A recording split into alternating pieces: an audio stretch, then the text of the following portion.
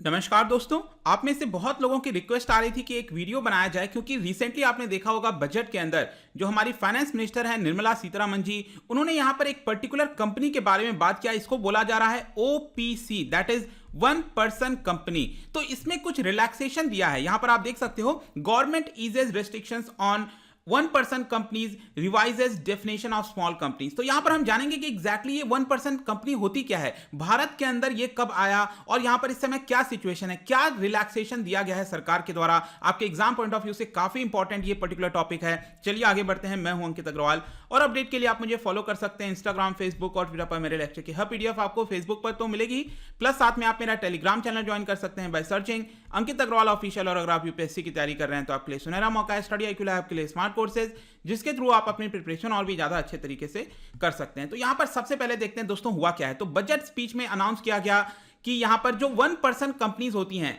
उसके जो नॉर्म्स हैं, जो रूल्स रेगुलेशन है, उसको और थोड़ा सरल बनाया जाए। सरल बनाने से क्या होगा कि ज्यादा लोग इसके अंदर पार्टिसिपेट करेंगे, जो एंटरप्रेन्योर्स की स्पिरिट है वो और ज्यादा बढ़ेगी और जो स्टार्टअप्स और इनोवेशंस हैं एक तरह से हम उसको अपने देश में बढ़ा सकते हैं। ये मेन मकसद होता है। तो यहां पर ये वन पर्सन कंपनी है क्या एग्जैक्टली, क्या पहले ऐसा नहीं होता था? तो देखिए इसका नाम क्या बोल रहा है, वन पर्सन कंपनी। तो इससे आपको साफ पता चल जाएगा कि ये जो कंपनी है वो सिर्फ एक पर्सन के द्वारा स्टार्ट किया गया है। इसको आप जस्ट कंपेयर कर सकते हैं प्राइवेट कंपनी के साथ। जैसे आपने सुना होगा ना, प्राइवेट लिमिटेड, कोई भी XYZ private limited company, right. तो यहां पर प्राइवेट जो कंपनीज होती हैं वो मिनिमम 2 मेंबर्स के साथ मिलकर बनती हैं, ठीक है। लेकिन वन पर्सन कंपनी में क्या है, ये होती प्राइवेट कंपनीज की तरह है, लेकिन इसके अंदर सिर्फ वन पर्सन से ही आप कंपनी खोल सकते हो। यही अर्थ होता है वन पर्सन कंपनी का। आई होप कि ये जो बेसिक डिफरेंस है वो आपको समझ में आ गया होगा।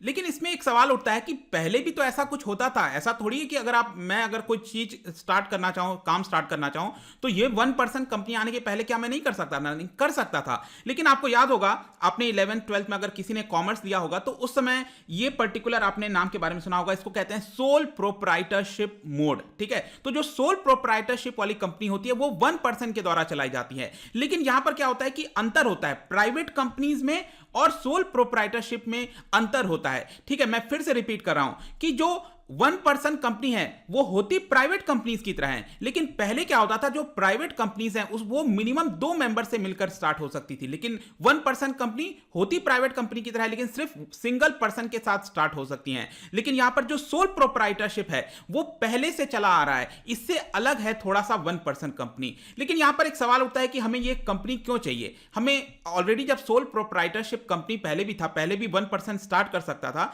तो यहां पर इसकी हमें क्यों जरूरत पड़ी? तो देखिए कानून की नजर में ये काफी डिफरेंट है। इसमें मैं आपको बताऊंगा अभी। देखिए कानून की नजर में अगर आप देखोगे तो सोल प्रोप्राइटरशिप जो कंपनी है और जो प्राइवेट कंपनी है दूसरी तरफ, जो वन पर्सन कंपनी है जिसकी मैं बात कर रहा हूं ओपीसी, इन दोनों में अंतर है। अंतर किस चीज को लेकर है? यहां पर अंतर है, बेसिकली बताया जाता है कि वन पर्सन कंपनी में जो सिंगल पर्सन कंपनी है, जो प्राइवेट कंपनी जिसको हम कह रहे हैं, इसमें क्या होता है कि जो कंपनी है और जो पर्सन है वो यहां पर सेपरेट लीगल एंटिटी होती हैं। समझो फिर से, यहां पर ओपीसी में, वन पर्सन कंपनी में, जो यहां पर पर्सन इसको खोला है, इस कंपनी को चला रहा है जो पर्सन, प्लस ये जो ओवरऑल ये जो कंपनी है, दोनों अलग एंटिटी हैं। आप इसको दोनों को एक नहीं देख सकते। लेकिन जो सोल प्रोप्राइटरशिप जो कंपनी है, जो पहले से चलती आ रही है हमेशा, इसमें क्या होता है, जो बिजनेस होता है, जो कंपनी होती है और जो आपका पर्सन है, दोनों एक ही एंटिटी है, आप उसको अलग करके नहीं देख सकते। लेकिन वन पर्सन कंपनी में दोनों अलग होते हैं। अब इसका फायदा क्या होगा, इसका मतलब क्या हुआ? मैंने बता तो दिया अलग है सेम है इसमें, लेकिन इसका अर्थ ये हुआ दोस्तों, बेसिकली जो लायबिलिटी वाला पार्ट है ना, उसमें फर्क आ जाता है। तो वन पर्सन कंपनी में क्या होता है, जब मैं कहता हूं कि ओनर अलग है और कंपनी अलग है। अब आपने देखा होगा कोई भी जो कंपनी होती है वो बहुत सारे लोन लेती है बैंकों से। तो सपोज मैं कहता हूं कि आपने स्टार्ट किया, पर्सन ए, कोई भी पर्सन है, उसने एक कंपनी स्टार्ट किया। कौन सी कंपनी? वन पर्सन वाली कंपनी स्टार्ट किया। और मैंने आपको क्या बताया कि यहां पर लीगल तौर पर क्या होते हैं, दोनों कंपनी, जो ये दोनों सेपरेट लीगल एंटिटी होते हैं। पर्सन अलग है जिसने ये स्टार्ट किया है और ये जो कंपनी है वो अलग है। तो यहां पर सपोज मैं कहता हूं इस पर्सन ए ने करीब 10 करोड़ रुपए इसके अंदर निवेश किया। हम एग्जांपल ले रहे हैं, 10 करोड़ निवेश किया। इसके अलावा ये जो कंपनी है, जो खोला गया था कंपनी, उसने अलग अलग बैंकों से, किसी से 5 करोड़, किसी से 10 करोड़, मतलब टोटल लेकर उसने 50 करोड़ रुपए उधार ले लिए। अब कल के डेट में क्या होगा, सपोज ये कंपनी डूब जाती है, वन पर्सन वाली कंपनी अगर डूब जाती है, तो यहां पर ये जो पर्सन है, जो उसका ओनर है, क्या उसको ये 50 करोड़ रुपए देने होंगे? नहीं देने होंगे। यहां पर क्या होता है, जो लायबिलिटी होती है उस पर्सन की वो लिमिटेड होती है। कितनी लिमिटेड होती है? जितना उसने निवेश किया है। कितना निवेश किया है? 10 करोड़ निवेश किया है। तो यहां पर ये पर्सन जो है वो 10 करोड़ तक का ही लॉस लेगा। मतलब उसकी जो अपनी खुद की संपत्ति है, सपोज उस पर्सन की संपत्ति 100 करोड़ की है, तो क्या उसको 100 करोड़ में से ये 50 करोड़ वाला जो लॉस हुआ है बैंकों का, क्या वो भी देना पड़ेगा? नहीं। यहां पर जो लॉस हुआ है वो कंपनी का लॉस हुआ है। इसीलिए मैं कह रहा हूं कि पर्सन अलग है, कंपनी अलग है। इसी को सेपरेट लीगल एंटिटी कहते हैं। लेकिन अगर आप इसको कंपेयर करिए सोल प्रोप्राइटरशिप के साथ, यहां पर अनलिमिटेड लायबिलिटी होती है। सोल प्रोप्राइटरशिप वाली जो फर्म है, वहां पर क्या होगा कि जो 50 करोड़ रुपए है वो बैंक इस पर्सन से भी निकाल सकती है। उसकी जो निजी संपत्ति है, प्राइवेट संपत्ति है, उससे भी निकाल सकती है। तो ये मेन फर्क होता है। आई होप कि अब आपको चीजें क्लियर हो गई होंगी। तो यहां पर हमें इस तरह की कंपनी की क्यों जरूरत है?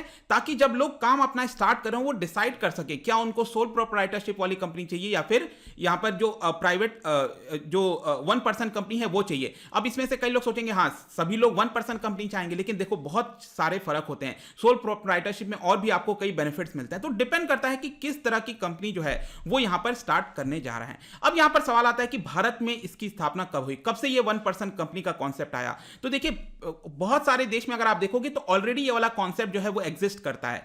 भारत के अंदर बेसिकली हम नया एक कंपनीज एक्ट लेकर आए थे। आपको पता है जो कंपनीज एक्ट 1956 था, बहुत समय से चलता आ रहा था, इसको बदलकर एक नया एक्ट लाया गया, कंपनीज एक्ट 2013। और ये जो कंपनीज एक्ट 2013 है, इसके अंदर ये वाला जो डेफिनेशन है 1% कंपनी का, वो हमने इसके अंदर डाल दिया। और ये इसलिए डाला क्योंकि जो जे ईरानी कमेटी की रिपोर्ट आई थी 2005 में, उसमें सजेस्ट किया गया था कि 1% कंपनी लाना चाहिए। इसीलिए कंपनीज एक्ट 2013 में ये वाला लाया गया। और जे ईरानी कमेटी रिपोर्ट में बोला गया था कि इस तरह की कंपनी होनी चाहिए, इनके ऊपर जो कंप्लायंस बर्डन है वो कम होना चाहिए, ताकि ज्यादा से ज्यादा हमारे देश के अंदर एंटरप्रेन्योरशिप आ सके। तभी तो होगा ना जब आपको ज्यादा सरकार कुछ बेनिफिट देगी, एग्जेम्पशंस देगी। यहां पर जैसे कि प्रोसीजरल रिक्वायरमेंट है, इनफैक्ट यहां पर बोला गया जनरल मीटिंग जो होती है, नॉर्मल कंपनीज की क्या होती है, जनरल मीटिंग कंडक्ट कराना होता है साल में एक बार, वो सारे रिक्वायरमेंट यहां पर हटा दिए गए। इसके अलावा कंपनी सेक्रेटरीट और डायरेक्टर के सिग्नेचर होने चाहिए यहां पर एनुअल रिटर्न पर, ये वाला जो कंडीशन है उसको हटा दिया गया, एक ही सिग्नेचर चाहिए। तो इस तरह के कुछ रिलैक्सेशन दिए गए ताकि लोग